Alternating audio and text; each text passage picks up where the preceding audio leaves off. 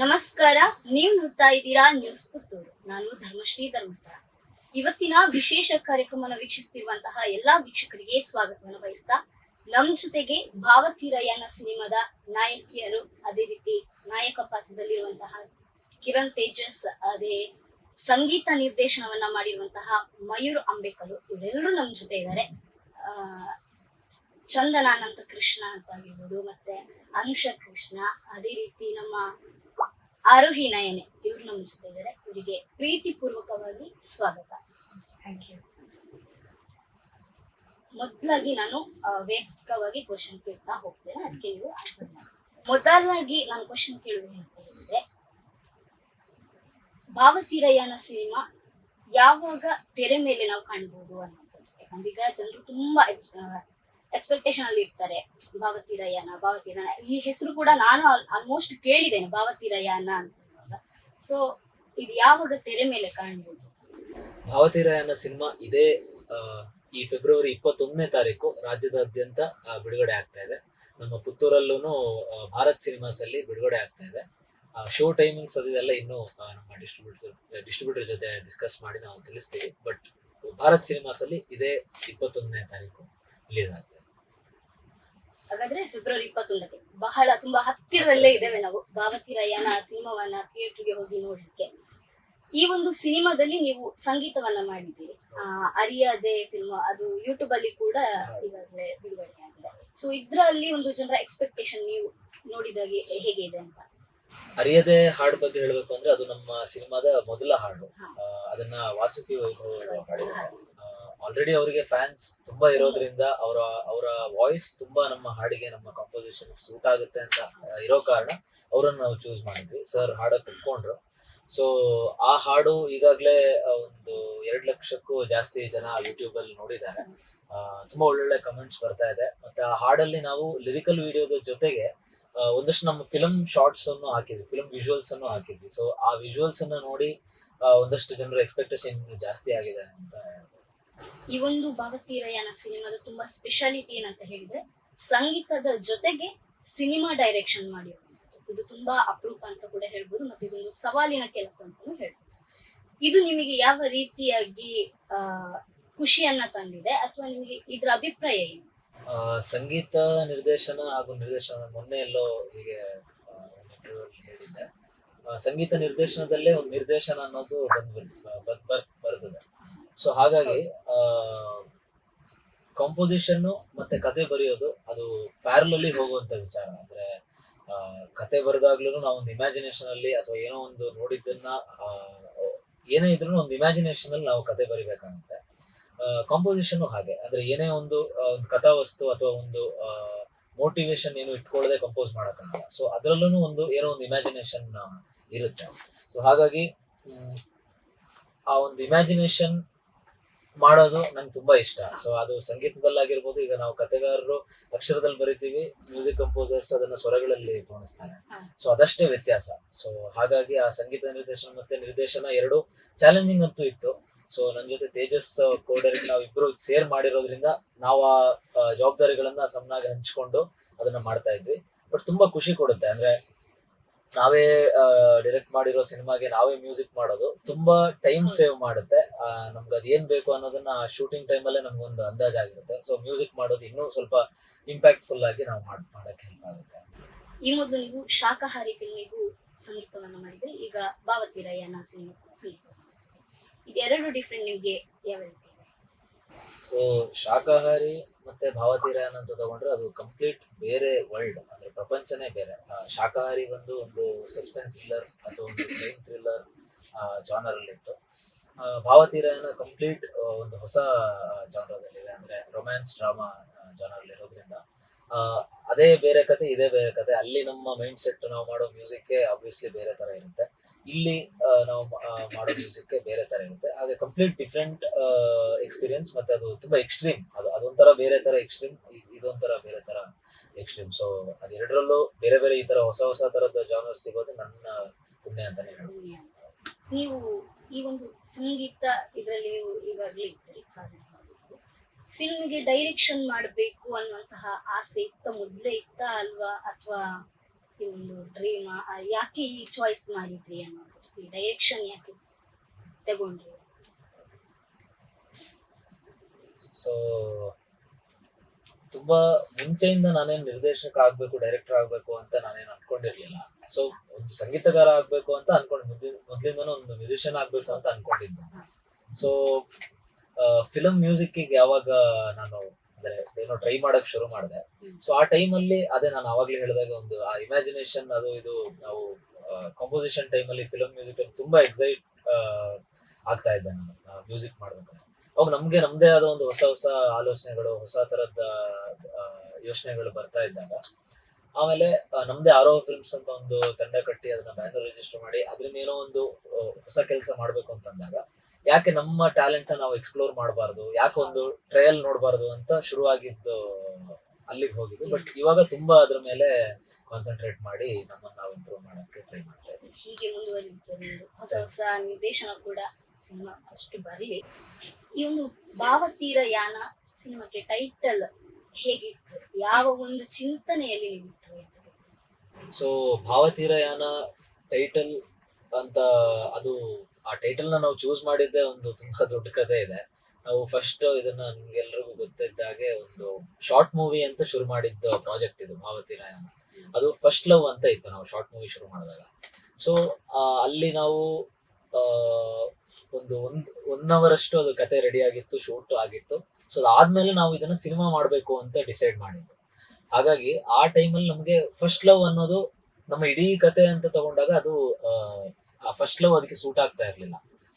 ಏನೋ ಒಂದು ತುಂಬಾ ಡೀಪ್ ಆಗಿರುವಂತ ಒಂದು ತುಂಬಾ ಮೆಚೂರ್ಡ್ ಆಗಿರುವಂತ ಒಂದು ಟೈಟಲ್ ಬೇಕಾಗಿತ್ತು. ಸೊ ಅದಕ್ಕಾಗಿ ನಾವು ತುಂಬಾ ಡಿಸ್ಕಷನ್ಸ್ ನಡೆದಿದೆ ಅದ್ರ ಬಗ್ಗೆ, ಏನ್ ಟೈಟಲ್ ಇಡೋದು ತುಂಬಾ ಟ್ರಯಲ್ ಅಂಡ್ ಎರರ್ ಆಗಿದೆ. ಕೊನೆಗೆ ನಾವು ಯಾವ್ದೋ ಒಂದು 4 ಜನ ಕೂತು ಡಿಸ್ಕಸ್ ಮಾಡ್ತಾ ಇದ್ದಾಗ ನಮ್ಗೆ ಭಾವತೀರಯಾನ ಅನ್ನೋ ಟೈಟಲ್ ಬಂತು. ಅದು ಆಕ್ಚುಲಿ ನಮ್ಮ ಓನ್ ಟೈಟಲ್ ಅಲ್ಲ. ಭಾವತೀರಯಾನ ಅನ್ನೋದು ಒಂದು ಪುಸ್ತಕ ಇದೆ, AR ಮಣಿಕಾಂತ್ ಅವ್ರದ್ದು ಒಂದು ಪುಸ್ತಕ ಇದೆ. ಸೊ ಆ ಪುಸ್ತಕದ ಟೈಟಲ್ ಭಾವತೀರಯಾನ. ನಾವು ಆ ಪುಸ್ತಕದ ತುಂಬಾ ಫ್ಯಾನ್ಸ್ ಅಂತ ಹೇಳ್ಬೋದು. ತುಂಬಾ ಮುಂಚೆಯಿಂದ ನಾವು ಅದನ್ನೆಲ್ಲ ಓದ್ಕೊಂಡು ಅದನ್ನ ಇಷ್ಟಪಟ್ಟು ಬಂದವರು. ಸೊ ಆ ಭಾವತೀರಯಾನ ಟೈಟಲ್ ನಾವು ಆ ಬುಕ್ ಇಂದ ತಗೊಂಡ್ವಿ. ಮಣಿಕಾಂತ್ ಸರ್ ಹತ್ರ ಹೀಗೆ ಸರ್ ಕತೆ ನಮ್ದೇ ಇದೆ, ನಮ್ಮ ಕತೆಗೆ ನಿಮ್ಮ ಟೈಟಲ್ ತುಂಬಾ ಸೂಟ್ ಆಗ್ತಿದೆ, ನಾವು ಅದನ್ನ ಬಳಸ್ಕೊಳ್ಬೋದು ಅಂತ ಆದಾಗ ಅವರು ಮುಕ್ತ ಮನಸ್ಸಿಂದ ಖಂಡಿತವಾಗ್ಲೂ ಬಳಸ್ಕೊಳ್ಳಿ ಅಂತ ತುಂಬಾ ಖುಷಿಯಿಂದ ಆಶೀರ್ವಾದ ಮಾಡಿ ಆ ಟೈಟಲ್ ನ ಕೊಟ್ರು ನಮ್ಗೆ. ಸೊ ಹಾಗಾಗಿ ಭಾವತೀರಯಾನ. ಈ ಸಿನಿಮಾ ಕ್ಷೇತ್ರದಲ್ಲಿ ಹೆಚ್ಚಾಗಿ ಉತ್ತರ ಕರ್ನಾಟಕ ಆಗಿರ್ಬೋದು ಅಥವಾ ಬೆಂಗಳೂರಲ್ಲಿ ಜಾಸ್ತಿಯಾಗಿ ನಾವು ನಾಯಕ ಅಥವಾ ನಟಿಯರನ್ನೆಲ್ಲ ನಾವು ಕಾಣ್ಬೋದು. ನಮ್ಮ ಕರಾವಳಿಯಲ್ಲಿ ತುಂಬಾ ತೀರಾ ಕಡಿಮೆ. ಹಾಗಾಗಿ ನೀವು ಈ ಒಂದು ಕರಾವಳಿಯಲ್ಲಿ ನೀವು ಈ ಸಿನಿಮಾ ಡೈರೆಕ್ಷನ್ ಮಾಡ್ತಿರುವುದಂತಾಗಿರ್ಬೋದು ಅಥವಾ ಈ ಒಂದು ಸಿನಿಮಾದಲ್ಲಿ ಪಾತ್ರ ವಹಿಸ್ತಿರುವಂತದ್ದು, ಸಂಗೀತ ನಿರ್ದೇಶನವನ್ನ ಮಾಡ್ತಿರುವಂತದ್ದು, ಇದು ನಮಗೆ ಈ ಕರಾವಳಿಗೆ ತುಂಬಾ ಖುಷಿಯನ್ನ ಕೊಟ್ಟಿದೆ. ನ್ಯೂಸ್ ಪುತ್ತೂರಿಂದ ನಿಮಗೆ ಶುಭವನ್ನ ಹಾರೈಸ್ತೇನೆ. ತೇಜಸ್ ಕಿರಣ್ ಅವರೇ, ಇದು ಈ ನಿಮ್ಮ ಭಾವತೀರಯಾನ ಸಿನಿಮಾ ಫಸ್ಟ್. ಸೊ ಹಾಗಾಗಿ ಈ ಒಂದು ಸಿನಿಮಾದಲ್ಲಿ ನೀವು ಯಾವ ರೀತಿಯಾಗಿ ಕಾಣಿಸ್ಕೊಂಡಿದ್ದೀರಿ? ಸೊ ಭಾವತೀರಯಾನದಲ್ಲಿ ನೀವು ಆಗ್ಲೇ ಹೇಳಿದ್ರಿ ನಾಯಕ ನಟನಾಗಿ ಮೆಚ್ಚಕ್ಕೆ ರೆಡಿ ಇದ್ರಿ ಅಂತ. ಆಕ್ಚುಲಿ ನನ್ನ ಮನಸ್ಸಿಗೆ ಅದನ್ಸಲ್ಲ. ಯಾಕಂದ್ರೆ ನನಗೆ ನಾಯಕ ನಟ ಅನ್ನೋದು ಹೀರೋ ಅನ್ನೋದು ನನ್ನ ಒಳಗಡೆಗೆ ನನಗೆ ಅದು ಇನ್ನೂ ಬಂದಿಲ್ಲ. ಯಾಕೆ ಬಂದಿಲ್ಲ ಅಂದ್ರೆ ಅದು ನನಗೆ ನನ್ನ ಇದರಲ್ಲಿ ಹೀರೋ ಅನ್ನೋದು ಬೇರೆ. ಅಂದ್ರೆ ಪ್ರತಿಯೊಂದು ಕ್ಯಾರೆಕ್ಟರ್ ಕೂಡ ಹೀರೋ ಆಗ್ಬೋದು, ಪ್ರತಿಯೊಂದು ಕ್ಯಾರೆಕ್ಟರ್ ಆದ್ರೂ ಹೀರೋಯಿನ್ ಆಗಿರ್ಬೋದು. ಅದು ಜನ ಡಿಸೈಡ್ ಮಾಡ್ಬೇಕು ಅನ್ನೋದೊಂದು. ಅಂದ್ರೆ ಯಾವುದೇ ರೀತಿ ಸಿಂಪ್ಲಿಸಿಟಿ ಎಲ್ಲ ಏನಿಲ್ಲ, ಇದು ನಾನ್ ಕಲ್ತಿರೋದು. ಸೊ ಇದ್ರಲ್ಲಿ ನಾನೊಂದು ಪಾತ್ರವಾಗಿದೆ. ಆ ಪಾತ್ರ ತುಂಬಾ ಹೆಂಗಿದೆ ಅಂದ್ರೆ ಖುಷಿ ಇದೆ ಈ ಪಾತ್ರ ನಾನು ಮಾಡಿರೋದು. ಇದು ಯಾಕಂದ್ರೆ ಎಲ್ಲಾ ಮಿಡಲ್ ಕ್ಲಾಸ್ಗೂ ಈ ಪಾತ್ರ ಖಂಡಿತವಾಗ್ಲೂ ಕನೆಕ್ಟ್ ಆಗುತ್ತೆ. ಅಂದ್ರೆ ಇಡೀ ನೀವು ನನ್ನ ಪಾತ್ರ ತಗೊಂಡ್ರೆ ಆ ಪಾತ್ರದಲ್ಲಿ ನಡೆಯುವಂತ ಏನೋ ಅವನೇ ದೊಡ್ಡ ಹೀರೋ ಅನ್ಕೊಂಡಿರ್ತಾನೆ. ಆಮೇಲೆ ಅವನ್ಗೆ ಪ್ರಾಕ್ಟಿಕಲ್ ಲೈಫ್ ತೋರಿಸ್ತಾ ಹೋಗುತ್ತೆ, ಏನ್ ಆಕ್ಚುಲಿ ಲೈಫ್ ಅನ್ನೋದು. ಒಂದಷ್ಟು ಗೊಂದಲಗಳಲ್ಲಿ ಸಿಗಾಕೊಳ್ತಾನೆ, ಅದರಿಂದ ಹೇಗೆ ಈಚೆ ಬರ್ತಾನೆ ಅನ್ನೋದು ಈ ಪಾತ್ರದ ಮೇನ್ ಥೀಮ್. ಸೊ ಇದು ಎಲ್ಲರ ಲೈಫಲ್ಲೂ ಒಂದಲ್ಲ ಒಂದ್ ರೀತಿ ಆಗೇ ಆಗಿರುತ್ತೆ. ಸೊ ಈ ಪಾತ್ರ ನಾನು ಮಾಡ್ತಿರೋ ತುಂಬಾ ಖುಷಿ. ಈ ಸಿನಿಮಾದಲ್ಲಿ ನೀವು ನಟನೆಯ ಜೊತೆಗೆ ನಿರ್ದೇಶನವನ್ನು ಕೂಡ ಮಾಡ್ತಾ ಇದ್ರ ಬಗ್ಗೆ ನೀವೇನ್ ಹೇಳ್ತೀರಿ? ಅಂದ್ರೆ ನಿಮ್ಗೆ ಈಗ ಒಂದು ಕಡೆಯಿಂದ ಆಕ್ಟಿಂಗು ಮಾಡ್ಬೇಕು, ಇನ್ನೊಂದ್ ಕಡೆಯಿಂದ ಡೈರೆಕ್ಷನ್ ಕೂಡ ಮಾಡ್ಬೇಕು. ಇದು ನಿಮಗೆ ಎಷ್ಟು ಸವಾಲಾಗಿತ್ತು? ಓಕೆ, ಇದು ಸವಾಲು ಅಂತ ಅನ್ಸಲ್ಲ. ಯಾಕಂದ್ರೆ ತುಂಬಾ ಇಷ್ಟಪಟ್ಟು ಮಾಡುವಂತ ಕೆಲಸ ಯಾವತ್ತು ಸವಾಲಾಗಿದ್ರು ಅದು ಎಲ್ಲೋ ಒಂದ್ ಕಡೆ ಅದು ಅಚೀವ್ ಮಾಡ್ತಿದ್ದಾಗ ಅದೆಲ್ಲಾನು ಮರ್ತೋಗುತ್ತೆ. ಆಮೇಲೆ ಅದ್ರ ಜೊತೆಗೆ ನನಗೆ ತುಂಬಾ ಈಸಿ ಆಗೋ ವಿಚಾರ ಅಂದ್ರೆ ನನ್ನ ಜೊತೆ ಮಯೂರ್ ಇದ್ದಾನೆ ಅನ್ನೋ ಒಂದು ಧೈರ್ಯ. ಸೊ ಅದ್ ನನಗೆ ಅಷ್ಟೊಂದೇನು ತುಂಬಾ ಕಷ್ಟ ಅಂತ ಅನ್ಸಲ್ಲ. ಮತ್ತೆ ಇನ್ನೊಂದು ಮೇಜರ್ ಒಳ್ಳೆ ಇದಂದ್ರೆ ನಾವೇ ಕತೆ ಬರ್ದಾಗ ಅಥವಾ ನಾವೇ ಡೈರೆಕ್ಟ್ ಮಾಡ್ತಿರ್ಬೇಕಾದ್ರೆ ಮಯೂರ್ ಹೇಳ್ದಂಗೆ ತುಂಬಾ ಚೆನ್ನಾಗಿ ಕ್ಲಾರಿಟಿ ಇರುತ್ತೆ. ಅಂದ್ರೆ ಈ ಪಾತ್ರ ಏನ್ ಮಾಡ್ಬೇಕು, ಈ ಪಾತ್ರ ಹಿಂಗ್ ಮಾತಾಡ್ಬೇಕು, ಈ ಪಾತ್ರ ಹಿಂಗೆ ನಡ್ಕೋಬೇಕು ಅನ್ನೋದು. ಸೊ ಅದರಿಂದ ತುಂಬಾ ಬರಿಬೇಕಾದ್ರೆ ಅದ್ರೊಳಗಡೆ ಹೋಗೋಕೆ ಸಿಗೋದ್ರಿಂದ ತುಂಬಾ ಕಷ್ಟ ಅನ್ನೋ ತರ ಏನಿಲ್ಲ. ಸೊ ಆ ಕಡೆ ಆಕ್ಟಿಂಗ್ ಬ್ಯಾಲೆನ್ಸ್ ಮಾಡ್ಬೋದು, ಈ ಕಡೆ ಲುಕ್ ವೈಸ್ ಒಂದು ಬ್ಯಾಲೆನ್ಸ್ ಮಾಡಿದ್ರೆ ನೆಕ್ಸ್ಟ್ ಮಾಡ್ಬೋದು. ನೀವು ಆಗದಿಂದ ಅಂದ್ರೆ ಅವರು ಹೇಳಿದ್ರು ಕಿರಣ್ ತೇಜಸ್ ನನ್ ಜೊತೆ ಇದ್ದ, ಹಾಗಾಗಿ ಅಷ್ಟೊಂದು ಕಷ್ಟ ಅನಿಸ್ತಿಲ್ಲ. ನೀವು ಹೇಳಿದ್ರಿ ಮಯೂರ್ ಅಂಬೇಕಲ್ಲು ನಮ್ ಜೊತೆ ಇದ್ರು, ಹಾಗಾಗಿ ಕಷ್ಟ. ಸೊ ನಿಮ್ಮ ಸ್ನೇಹದ ಬಗ್ಗೆ ಏನ್ ಹೇಳ್ತೀರಿ ಸರ್? ನಿಮ್ಮ ಸ್ನೇಹ ಯಾವ ರೀತಿ ಇತ್ತು, ಹೇಗೆ ಬೆಳೀತು? ಅದೇ ಇದಕ್ಕೆ ನೀವು ಭಾವತಿರಾಯನ ನೋಡ್ಬೇಕು. ಅದ್ರಲ್ಲಿ ನಾವು ಅಂದ್ರೆ ಪ್ರೀತಿ ಅಂದ್ರೇನು, ಅದರಲ್ಲೂ ಸ್ನೇಹದ ಪ್ರೀತಿನೂ ತೋರಿಸಿದೀವಲ್ಲ. ಸೊ ಪ್ರೀತಿ ಅಂದ್ರೆ ಒಂದು ಡೈಮೆನ್ಷನ್, ಬೇರೆ ಡೈಮೆನ್ಷನ್, ಅದನ್ನ ಎಕ್ಸ್ಪ್ಲೈನ್ ಮಾಡಕ್ ಸಾಧ್ಯನೇ ಇಲ್ಲ. ಸೊ ಅದೇ ರೀತಿ ಅವನ ಸ್ನೇಹ ಹಂಗೆ ಇದೆ. ಸೊ ಹಾಗಾದ್ರೆ ಈಗ ಭಾವತಿರಾಯನ ಸಿನಿಮಾ ನೋಡಿದ್ರೆ ಎಲ್ಲ ನಮಗ್ ಗೊತ್ತಾಗತ್ತೆ. ನಮ್ಮ ಇಂಡಸ್ಟ್ರಿಯಲ್ಲಿ ನಾಯಕ ಅಂದ ಕೂಡಲೇ ನಮಗೆ ಫಸ್ಟಿಗೆ ನೆನಪಾಗೋದು ಸ್ಟಾರ್ ನಟರು, ಸುದೀಪ್ ಅಥವಾ ಆ ತರ ನೆನಪಾಗ್ತಾರೆ. ಹೀಗೆ ಅಂದ್ರೆ ಕಣ್ಣಿಗೆ ಕಾಣದ ನಾಯಕರು ತುಂಬಾ ಮಂದಿ ಇರ್ತಾರೆ. ಸೊ ಆ ಒಂದು ವಿಚಾರದ ಬಗ್ಗೆ ನೀವೇನ್ ಹೇಳ್ತೀರಾ? ನಾಯಕರಾಗಿ ಸ್ಟಾರ್ ಆಗಿ ಮಿಂಚ್ಬೇಕು ಅಂತ ಹೇಳಿದ್ರೆ ಅವ್ರು ಏನ್ ಮಾಡ್ಬೇಕು ಅನ್ನೋದು? ಅದನ್ನ ನಾನು ಈಗ ಕಂಡ್ಕೋಬೇಕು ಏನ್ ಮಾಡ್ಬೇಕು ಅಂತ. ಅಲ್ಲ, ಅದು ಎಲ್ಲ ಒಂದು ಪ್ರಾಸೆಸ್ ಅಷ್ಟೇ. ಅಂದ್ರೆ ನಾನ್ ನಂಬಿರೋದು ಇಷ್ಟೇ, ಶ್ರದ್ಧೆ ಭಕ್ತಿಯಿಂದ ಕೆಲಸ ಮಾಡ್ಕೊಂಡು ಹೋಗ್ಬೇಕು, ಆನೆಸ್ಟ್ ಆಗಿ ವರ್ಕ್ ಮಾಡ್ಬೇಕು. ಅದಾದ್ರೆ ಜನನೇ ಅದನ್ನ ಮಾಡ್ತಾರೆ. ಅದನ್ನ ನಾವು ಇದೇ ಫಾರ್ಮುಲಾ ಅಂತಿದ್ರೆ ಈಸಿಯಾಗಿ ಆ ಫಾರ್ಮುಲಾನ ಸ್ಟಡಿ ಮಾಡಿ ಹೋಗ್ಬೋದು. ಸೊ ಆ ಫಾರ್ಮುಲಾ ಇಲ್ಲ. ನಾವು ಕಷ್ಟಪಡ್ಬೇಕು, ಶ್ರದ್ಧೆ ಭಕ್ತಿಯಿಂದ ಕೆಲಸ ಮಾಡ್ಬೇಕು, ಸೆನ್ಸಿಬಲ್ ಆಗಿ ಕೆಲಸ ಮಾಡ್ಬೇಕು. ಅಂದ್ರೆ ಯಾವ ಸ್ಟ್ರಾಟಜಿ ಯಾವಾಗ ವರ್ಕ್ ಮಾಡ್ಬೇಕು, ಅದೇ ತುಂಬಾ ವಿಚಾರಗಳಿದಾವೆ. ಅದೆಲ್ಲ ಸ್ವಲ್ಪ ನಾನು ಕಲಿತಾ ಇದ್ದೀನಿ. ಅದಿನ್ನು ತುಂಬಾ ಆಳವಾಗಿ ಕಲ್ತು ಅದನ್ನ ಪ್ರೊಜೆಕ್ಟ್ ಮಾಡ್ಬೇಕು ಅಂತ ಆಸೆ ಇದೆ. ನೋಡೋಣ, ನಿಮ್ಮೆಲ್ಲರ ಆಶೀರ್ವಾದ. ಸಿನಿಮಾದಲ್ಲಿ ಅದಲ್ಲದೆ ನೀವು ಫಸ್ಟ್ ಸಿನಿಮಾ ಅಂತ ಹೇಳಿದ್ರಿ ನಾಯಕನಾಗಿ ನಟಿಸುವುದು. ಸೊ ಈ ಫಿಲ್ಮಿಗೆ ನಿಮ್ಮ ನಾಯಕ ನಟನಾಗಿ ನೀವು ಪಾತ್ರ ವಹಿಸುವಂತದ್ದು ಮತ್ತಷ್ಟು ಒಳ್ಳೇದಾಗ್ಲಿ. ಅಂದ್ರೆ ಇನ್ನಷ್ಟು ಈ ಒಂದು ಸಿನಿಮಾ ನೋಡಿ ಮತ್ತಷ್ಟು ಒಳ್ಳೊಳ್ಳೆ ಆಫರ್ ಬರ್ಲಿ ನಿಮಗೆ. ನಾನು ಕಲಿತಾ ಇದ್ದೀನಿ. ಅದಿನ್ನು ತುಂಬಾ ಆಳವಾಗಿ ಕಲ್ತು ಅದನ್ನ ಪ್ರೊಜೆಕ್ಟ್ ಮಾಡ್ಬೇಕು ಅಂತ ಆಸೆ ಇದೆ. ನೋಡೋಣ, ನಿಮ್ಮೆಲ್ಲರ ಆಶೀರ್ವಾದ. ಸಿನಿಮಾದಲ್ಲಿ ಅದಲ್ಲದೆ ನೀವು ಫಸ್ಟ್ ಸಿನಿಮಾ ಅಂತ ಹೇಳಿದ್ರಿ ನಾಯಕನಾಗಿ ನಟಿಸುವುದು. ಸೊ ಈ ಫಿಲ್ಮಿಗೆ ನಿಮ್ಮ ನಾಯಕ ನಟನಾಗಿ ನೀವು ಪಾತ್ರ ವಹಿಸುವಂತದ್ದು ಮತ್ತಷ್ಟು ಒಳ್ಳೇದಾಗ್ಲಿ. ಅಂದ್ರೆ ಇನ್ನಷ್ಟು ಈ ಒಂದು ಸಿನಿಮಾ ನೋಡಿ ಮತ್ತಷ್ಟು ಒಳ್ಳೊಳ್ಳೆ ಆಫರ್ ಬರ್ಲಿ ನಿಮಗೆ. ಆರೋಹಿ ನೈನಾ ಇವರು ನಮ್ಮ ಜೊತೆ ಇದ್ದಾರೆ. ಅಂದ್ರೆ ತುಂಬಾ ಸೀರಿಯಲ್, ಕನ್ನಡತಿ ಸೀರಿಯಲ್ ಅಲ್ಲಿ ಮಿಂಚಿದ ತಾರೆ ಅಂತ ಹೇಳ್ಬೋದು ಇವರನ್ನು. ಈಗ ಭಾವತೀರಯಾನ ಸಿನಿಮಾದಲ್ಲಿ ನಾಯಕಿಯ ಪಾತ್ರದಲ್ಲಿ ನೀವು ಕಾಣಿಸ್ಕೊಳ್ತಾ ಇದ್ದೀರಾ. ಸೊ ಇದ್ರ ಬಗ್ಗೆ ಈ ಒಂದು ನಿಮ್ಮ ಪಾತ್ರದ ಬಗ್ಗೆ. ಸ್ಪರ್ಶ ಅನ್ನೋ ಕ್ಯಾರೆಕ್ಟರ್ ಹೆಸರು ನಂದು. HR ಕ್ಯಾರೆಕ್ಟರ್, HR ಮಾಡ್ತಿದ್ದಾಳೆ. ಕ್ಯಾರೆಕ್ಟರ್ ಬಗ್ಗೆ ಹೇಳ್ಬೇಕು ಅಂದ್ರೆ ಅದು ಥ್ರೂಔಟ್ ಫಸ್ಟ್ ಡೇ ಇಂದ ಏನೋ ಎಕ್ಸ್ಪ್ಲೈನ್ ಮಾಡಿದ್ರು. ಒಂದು ಸ್ಟ್ರಿಕ್ಟ್ ಹುಡುಗಿ, ಡಿಸಿಪ್ಲಿನ್ ಅನ್ನೋದನ್ನ ತುಂಬಾ ಮೇಂಟೈನ್ ಮಾಡ್ಕೋಬೇಕು. ಆ ತರ ಒಂದು ಯೋಚನೆ ಇದ್ದಿದ್ದ ಹುಡುಗಿ ಹೇಗೆ ಒಂದು ಲವ್ ಅನ್ನೋದನ್ನ ತಗೊಂಡ್ ಹೋಗ್ತಾಳೆ ಅನ್ನೋದು ಕ್ಯಾರೆಕ್ಟರ್ ತುಂಬಾ ಚೆನ್ನಾಗಿದೆ. ಥ್ರೂಔಟ್ ಸಿನಿಮಾ ನೋಡಿದ್ಮೇಲೆ ಇನ್ನೂ ಚೆನ್ನಾಗಿ ಅರ್ಥ ಆಯ್ತು. ಈ ಒಂದು ಸಿನಿಮಾದಲ್ಲಿ ನೀವೀಗ ಸೀರಿಯಲ್ಗಳಲ್ಲಿ ಮಾಡಿ ತುಂಬಾ ಈ ಸಿನಿಮಾದಲ್ಲಿ ಮಾಡಿ ಜನರಿಗೆ ಈಗ ಕಾಣಿಸ್ಕೊಳ್ಲಿಕ್ಕೆ. ಸೊ ಈ ಒಂದು ಸಿನಿಮಾ ನಿಮಗೆ ಎಷ್ಟು ಸ್ಪೆಷಲ್? ಸೀರಿಯಲ್ ಅಲ್ಲಿ ಈಗ ಆಲ್ರೆಡಿ ನನ್ನ ನೆಗೆಟಿವ್ ಆಗೇ ನೋಡಿದ್ದಾರೆ. ಪಾಸಿಟಿವ್ ಮಾಡಕ್ಕೂ ಬರುತ್ತೆ ಅನ್ನೋದನ್ನ ಅವರು ಸಿನಿಮಾ ನೋಡಿದ್ಮೇಲೆ ಗೊತ್ತಾಗುತ್ತಾ ಏನೋ ಗೊತ್ತಿಲ್ಲ. ಸೊ ಅದೇ ನೆಗೆಟಿವ್ ಮಾಡಿದ್ರಿಂದ ನಂಗೊಂದು ಸ್ವಿಚ್ ಅಂದ್ರೆ ಇದು ಸಿನಿಮಾನೇ. ಪಾತ್ರ ತುಂಬಾ ಚೆನ್ನಾಗಿತ್ತು, ನಾನು ತುಂಬಾ ಚೆನ್ನಾಗಿ ನಿಭಾಯಿಸಿದ್ದೀನಿ ಅಂತ ಅನ್ಕೊಂಡಿದ್ದೀನಿ. ಪಾಸಿಟಿವ್ ಕ್ಯಾರೆಕ್ಟರ್ ಇದೆ ಇದರಲ್ಲಿ, ಪಾಸಿಟಿವ್ ಆಗಿ. ನೀವು ಈ ನಟನ ಕ್ಷೇತ್ರಕ್ಕೆ ಬಂದಿದ್ದು ತುಂಬಾ ಅಚಾನಕ್ ಆಗಿ ಅಂತ ಕೇಳ್ತೀನಿ. ಅಂದ್ರೆ ಸೀರಿಯಲ್ ಶೂಟಿಂಗ್ ನೋಡ್ಲಿಕ್ಕೆ ಹೋದವರು ಈ ಒಂದು ಆಪರ್ಚುನಿಟಿ ನಿಮಗೆ ಸಿಕ್ಕಿದೆ. ಸೊ ಈ ನಟನೆಯ ಕ್ಷೇತ್ರದ ಬಗ್ಗೆ ಆಕ್ಚುಲಿ ಚಿಕ್ಕಮಗಳೂರಲ್ಲಿ ವಾರಸಾರ ಅನ್ನೋ ಸೀರಿಯಲ್ ನಡೀತಿತ್ತು. ನಾನು ಅದನ್ನ ಶೂಟಿಂಗ್ ನೋಡೋಣ ಅಂತ ಹೋಗಿದ್ದೆ. ಬಟ್ ಅಲ್ಲಿ ಒಂದು ಮ್ಯಾನೇಜರ್ ಅಪ್ರೋಚ್ ಮಾಡಿದ್ರು ಅಂಡ್ ನನಗೆ ಮಾಡಕ್ ಆಗ್ಲಿಲ್ಲ, ಬಿಕಾಸ್ ನನಗೇನೋ ಗೊತ್ತಿರ್ಲಿಲ್ಲ ಅಂಡ್ ಅಷ್ಟು ಕಾನ್ಸಂಟ್ರೇಟ್ ಮಾಡೋ ಒಂದು ಇದು ಇರ್ಲಿಲ್ಲ ನನಗೆ. ಸೊ ಅದನ್ನ ಬಿಟ್ಬಿಟ್ಟೆ. ದೆನ್ ಬ್ಯಾಂಗ್ಳೂರಿಗೆ ಓದಕ್ ಬಂದಾಗ ಯಾಕೆ ಒಂದು ಟ್ರೈ ಮಾಡಬಾರ್ದು ಅಂತ ಕೊಟ್ಟಿದ್ದು. ಅಚಾನಕ್ ಆಗಿ ಬಂದೆ, but it's A passion. Almost ಎಲ್ಲ ಕಡೆ ಕೂಡ ಅಂದ್ರೆ ಹೆಣ್ಮಕ್ಳಿಗೆ ಈ ತರ ಸಿನಿಮಾ ಅದಕ್ಕೆಲ್ಲ ಹೋಗ್ಲಿಕ್ಕೆ ಅಂದ್ರೆ ಅಪೋಸ್ ಮಾಡ್ತಾರೆ ಮನೆಯಲ್ಲಿ.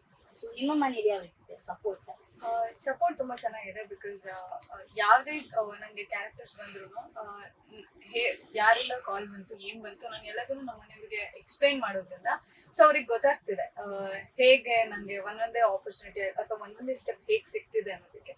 ಸೊ ಅವರು ತುಂಬಾ ಭಾವತೀರಯಾನ ಸಿನಿಮಾದ ಮತ್ತೊಬ್ಬ ನಾಯಕಿ ಅನುಷಾ ಕೃಷ್ಣ ಅವರು ನಮ್ ಜೊತೆ ಇದ್ದಾರೆ. ಮ್ಯಾಮ್, ಈ ಸಿನಿಮಾದಲ್ಲಿ ನೀವು ಯಾವ ರೀತಿಯಾಗಿ ಕಾಣಿಸ್ಕೊಂಡಿದ್ದೀರಿ?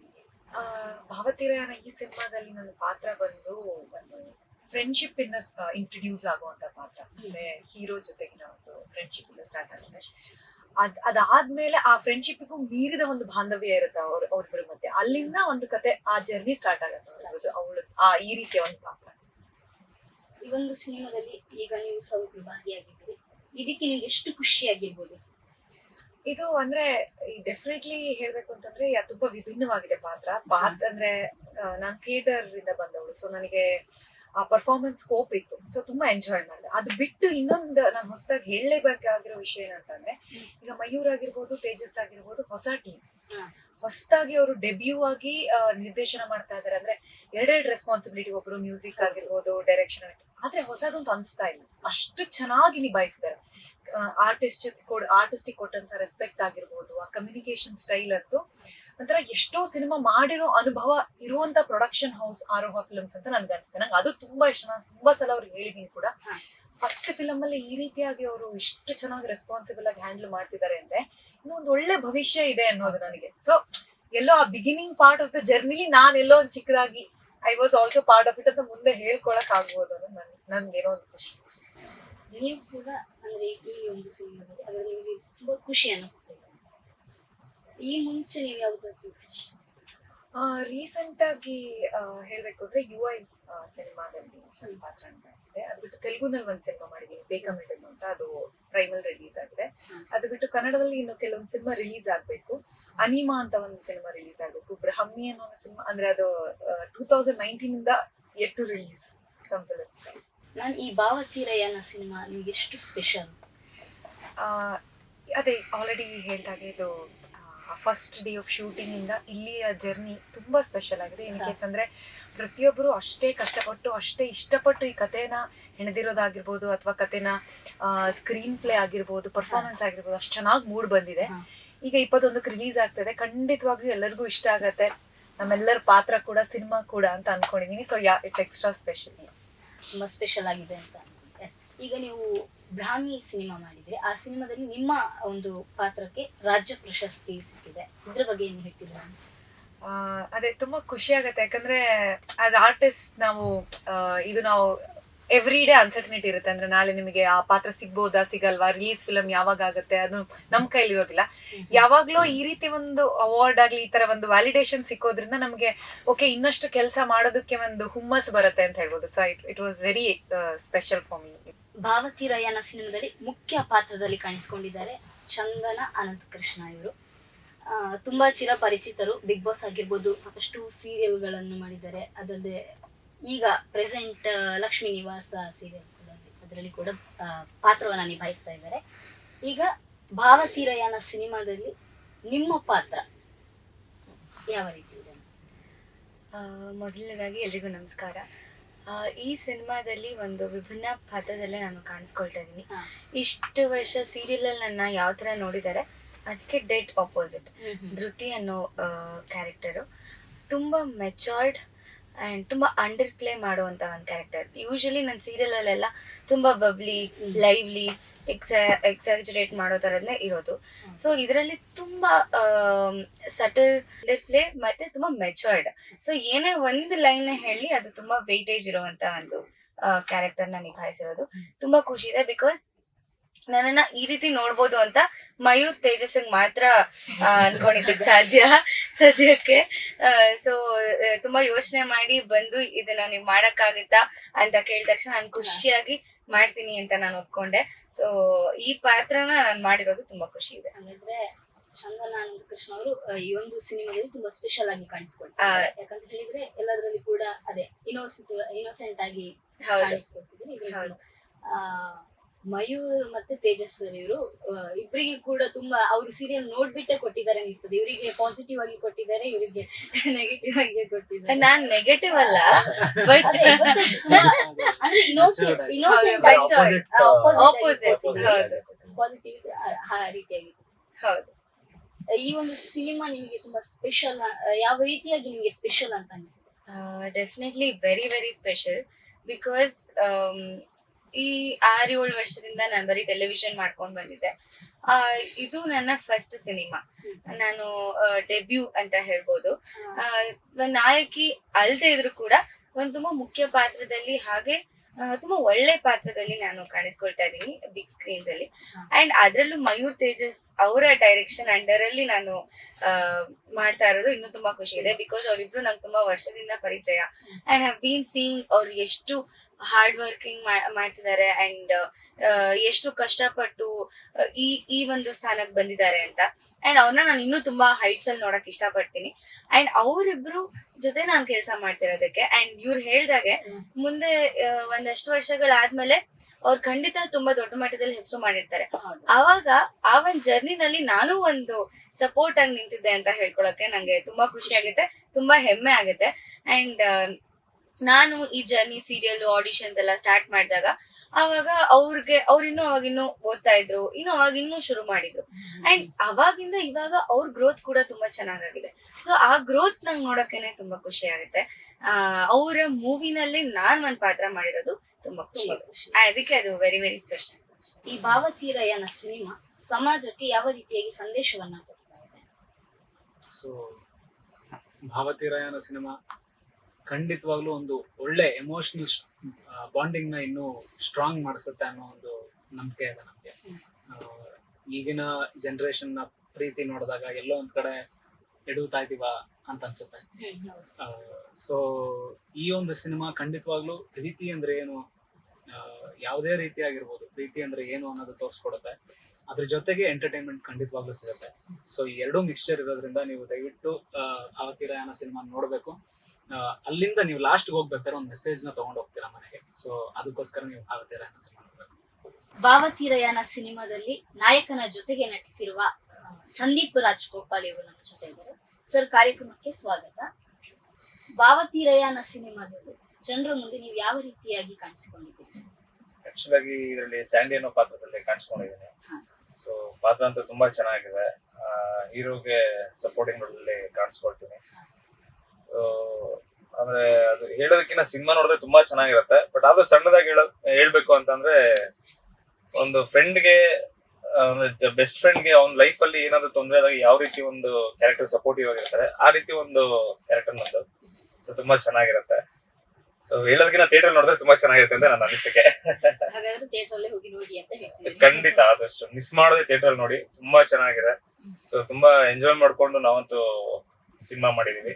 ಸೊ ಅದ್ರಲ್ಲೂ ಅವ್ರ ಡೈರೆಕ್ಷನ್ ಅಲ್ಲಿ ಬಂದಿರೋದು ಸಿಕ್ಕಾಪಟ್ಟೆ ತುಂಬಾ ಚೆನ್ನಾಗಿ ಮಾಡಿದ್ದಾರೆ. ಇಬ್ರು ಸೇರ್ಕೊಂಡು, ತೇಜಸ್ ಬ್ರದರ್ ಆಗ್ಲಿ, ಆಮೇಲೆ ಮಯೂರ್ ಬ್ರದರ್ ಆಗ್ಲಿ. ಸೊ ಪ್ರತಿಯೊಂದು ಹಾಡಿಂದ ಹಿಡಿದು ಒಂದು ಕತೆ ಏನು ಅವರು ನಿರ್ದೇಶನ ಮಾಡಿದ್ದಾರೆ, ತುಂಬಾ ಚೆನ್ನಾಗಿದೆ. ಅಂದ್ರೆ ನಾವೇ ಆ ಪಾತ್ರನ ಎಂಜಾಯ್ ಮಾಡ್ಕೊಂಡು ಮಾಡಿದೀವಿ ಅಂದ್ರೆ ಜನಗಳಿಗೆ ತುಂಬಾ ಇಷ್ಟ ಆಗುತ್ತೆ ಅನ್ನೋದು ನಮ್ಮ ಅನಿಸಿಕೆ. ಭಾವತೀರಯನ ಸಿನಿಮಾದ ಈ ಹಿಂದೆ ಕೂಡ ನೀವು ಸಿನಿಮಾ ಮಾಡಿದ್ದೀರಿ. ಹೌದು, ಅದಕ್ಕೂ ಇದಕ್ಕೂ ನಿಮಗೇನು ಸ್ಪೆಷಲ್ ಕಂಡಿದೆ ಅನ್ನೋದು?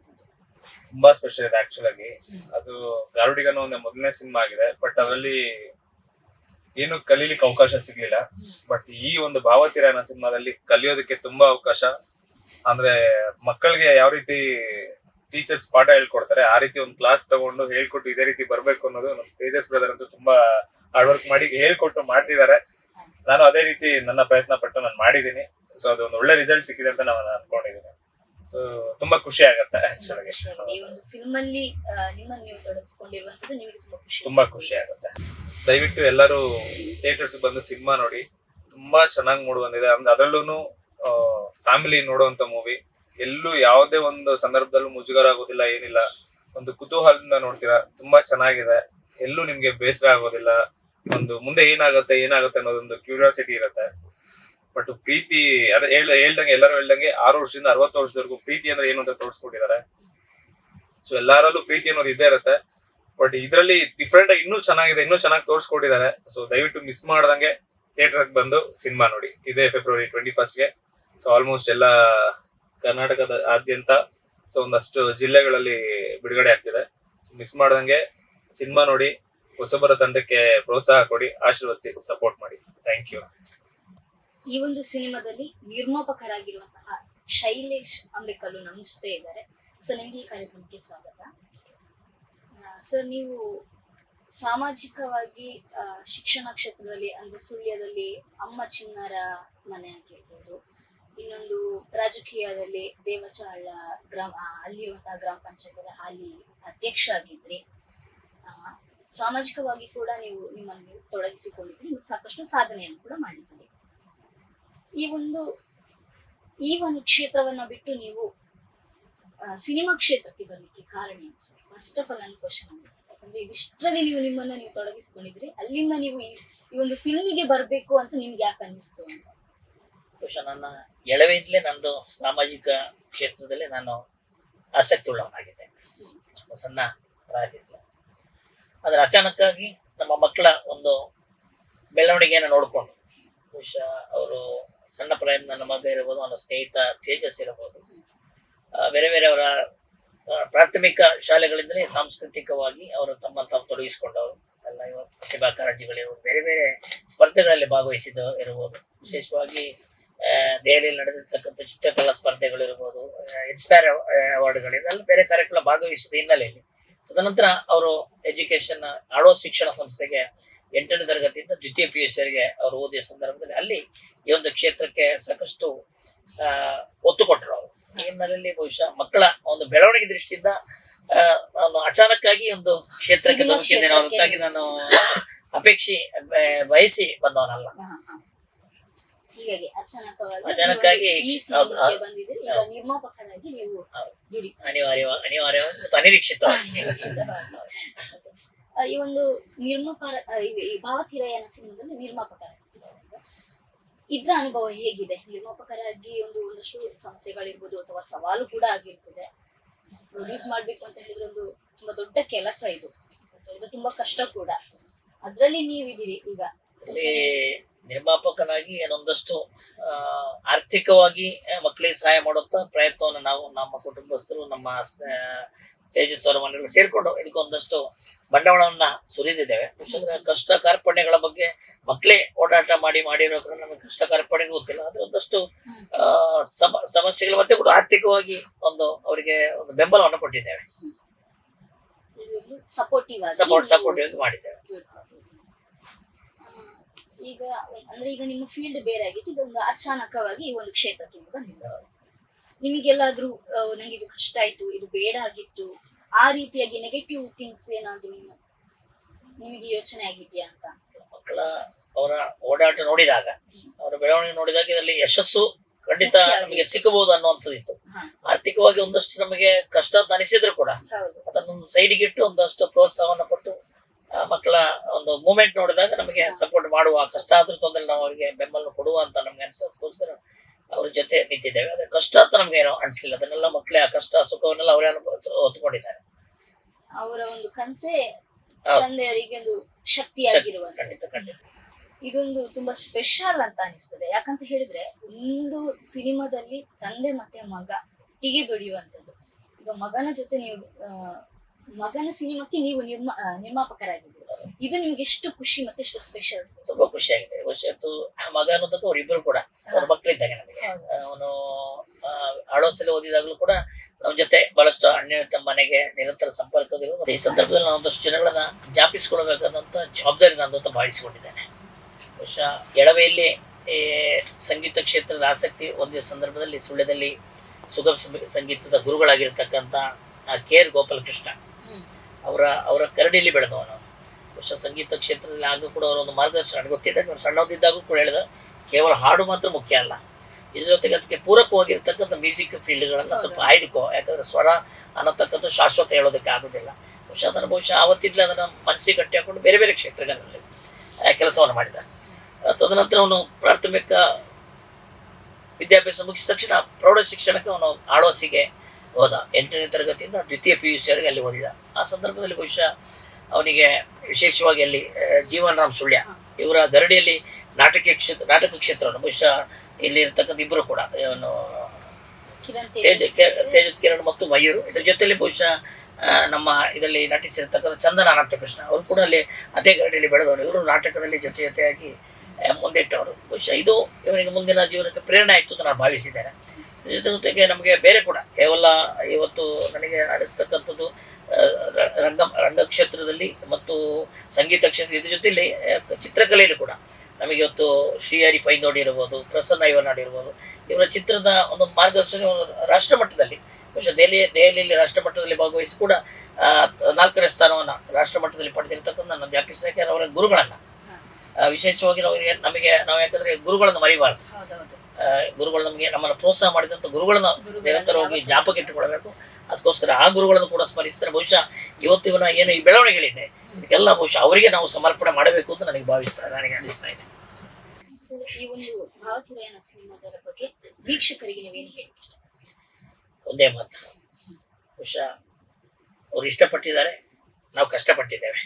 ಎರಡು ಸೇರಿಕೊಂಡು ನಾವು 21ನೇ ತಾರೀಕಿಗೆ ಭಾವತಿರಾಯನ ಬಹಳಷ್ಟು ಒಳ್ಳೆ ರೀತಿಯಲ್ಲಿ ಮೂಡಿ ಬಂದಿದೆ. ಬಹುಶಃ ಅದರ ಟ್ರೈಲರ್ ಬಿಡುಗಡೆ ಆದ ಸಂದರ್ಭ, ಹಾಡು ಬಿಡುಗಡೆ ಆದ ಸಂದರ್ಭದಲ್ಲಿ ರಾಜ್ಯದ ಮೂಲೆ ನನಗೆ ಬೇರೆ ಬೇರೆ ಸ್ನೇಹಿತರುಗಳು ಇದ್ದಾರೆ, ಅವರೆಲ್ಲ ದೂರವಾಣಿ ಮುಖಾಂತರ ಇದರ ಬಗ್ಗೆ ಬಹಳಷ್ಟು ಮೆಚ್ಚುಗೆಯನ್ನು ವ್ಯಕ್ತಪಡಿಸಿದ್ದಾರೆ.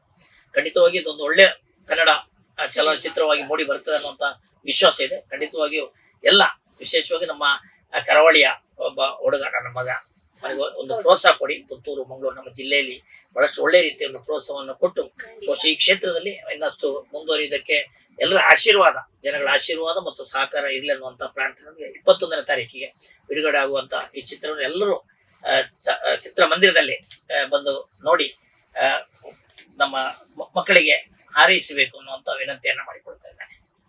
ಇದೇ ಫೆಬ್ರವರಿ 21ಕ್ಕೆ ರಾಜ್ಯಾದ್ಯಂತ ಭಾವತಿರಾಯನ ಸಿನಿಮಾ ತೆರೆ ಮೇಲೆ ಕಾಣಿಸ್ಕೊಳ್ಳಿಕ್ಕಿದೆ. ಎಲ್ರೂ ಕೂಡ ಈ ಕನ್ನಡ ಸಿನಿಮಾವನ್ನ ನೋಡಿ ಭಾವತಿರಾಯನ ಸಿನಿಮಾವನ್ನ ಮತ್ತಷ್ಟು ಮಗದಷ್ಟು ಸಾಕಷ್ಟು ಕಡೆಗಳಲ್ಲಿ ರಾರಾಜಿಸುವಂತೆ ಮಾಡಬೇಕು. ಈ ಸಿನಿಮಾ ದೊಡ್ಡ ಮಟ್ಟದಲ್ಲಿ ಯಶಸ್ಸನ್ನ ಕಾಣ್ಲಿ ಅನ್ನುವಂಥದ್ದೇ ನಮ್ಮ ನ್ಯೂಸ್ ಪುತ್ತೂರಿನ ಆಶಯ ಕೂಡ, ಮತ್ತೆ ಶುಭ ಹಾರೈಕೆ ಕೂಡ. ನಿಮ್ಗೆಲ್ರಿಗೂ ಒಳ್ಳೇದಾಗ್ಲಿ. All the best. ಇದು ಇವತ್ತಿನ ವಿಶೇಷ ಕಾರ್ಯಕ್ರಮ.